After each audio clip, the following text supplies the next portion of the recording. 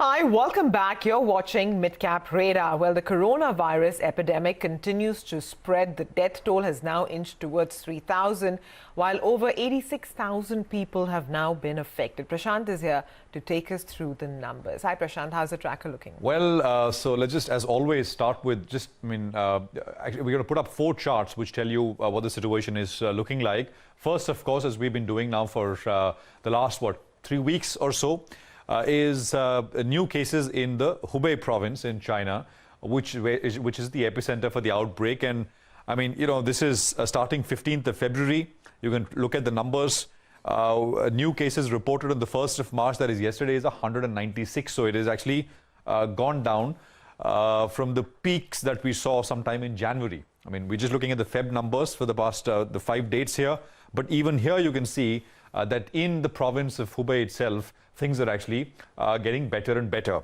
Let's look at new cases outside of Hubei, but in China. Outside of the province, but in China, again, it's been a secular decline. 6 new cases yesterday, and the 25th of Feb, there were 5. And of course, I mean, if you go back, the number of new cases which were reported actually went up. Let's look at outside China, and I think this is essentially where the problem continues to build. And over the weekend, we've had fresh cases from new countries, confirmed cases of infections from 5 or 6 countries. The total number of countries where infections are spread now stands at 63.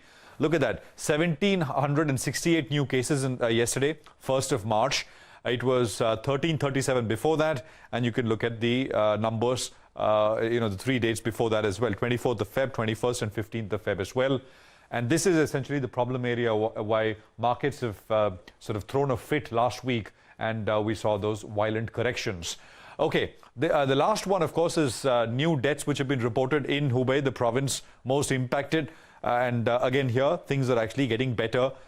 New deaths, 42 on the 1st of March, that is yesterday. Probably we should also, the next time I'm back looking at this data, I'll also probably include one more chart looking at deaths outside of China, because that is essentially where the problem is, and we can track that as well for greater clarity. I mean, in a way, the conclusion remains pretty consistent now for the past 1 week or so. Within China, things are looking better and better, but outside of China, the rate of spread actually has picked up. Back to you. Well, Prashant, that's true, actually. And, there's talk now for coordinated rate cut by central banks. We've seen the European markets open front foot forward. The Dow futures is about 1,000 points off of its lows, up about 2% now. Prashant, what kind of action are we likely to see from central banks? Well, it could be rate cuts, could be easier sort of borrowing conditions for banks from central banks, could be outright asset purchase programs. Throw money at the problem, essentially. That is what markets are expecting. And there is also talk of coordinated rate cuts, not just, the Fed doing something, BOJ doing something, ECB something else in a disjointed way, but in a coordinated kind of way. The reason why this actually is picked up, the buzz around this is picked up, is because we have a blog which has been written by a former Fed member. We should go to that quote. That was written on the 1st of March. That is yesterday, and this is Mr. Bill Nelson, who was part of the Monetary Policy Advisory Group at the Federal Reserve Board.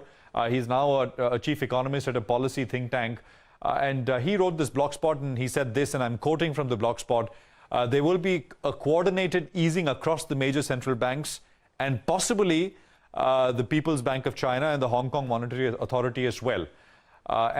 He goes on. This is what makes it even more interesting. The cut will take place, the cut will take place this Wednesday morning at 7 or 8 a.m. Now, that is some prediction to make, but he kind of sort of backs this up with his reasoning. He says the coordinated international actions on December 12, 2007, October 8, 2008, and in 2011, 30th of November 2011, were all on Wednesdays. And he kind of sort of draws parallels to that and the situation we are in, and he's saying that we'll actually get something this week itself. He, of course, wraps this up by saying that if markets are calm, because this was written on Sunday, he says if markets are calm today, that is Monday and Tuesday, I'm not sure what will happen. But I think this particular piece has given credence to the chatter, the buzz, the expectation that central banks will sort of act in probably a coordinated manner, if not coordinated, in their individual capacities in the days and weeks to come. Back to you. Prashant, thanks much. As we slip into a break now, here's a look at the top stories on Money Control Pro today. No green shoots, only slowdown blues in GDP numbers. Another one to track. Should investors subscribe to the SBI card IPO despite its rich valuations? Also, why investors still should not ignore an expensive stock like AU Small Finance Bank.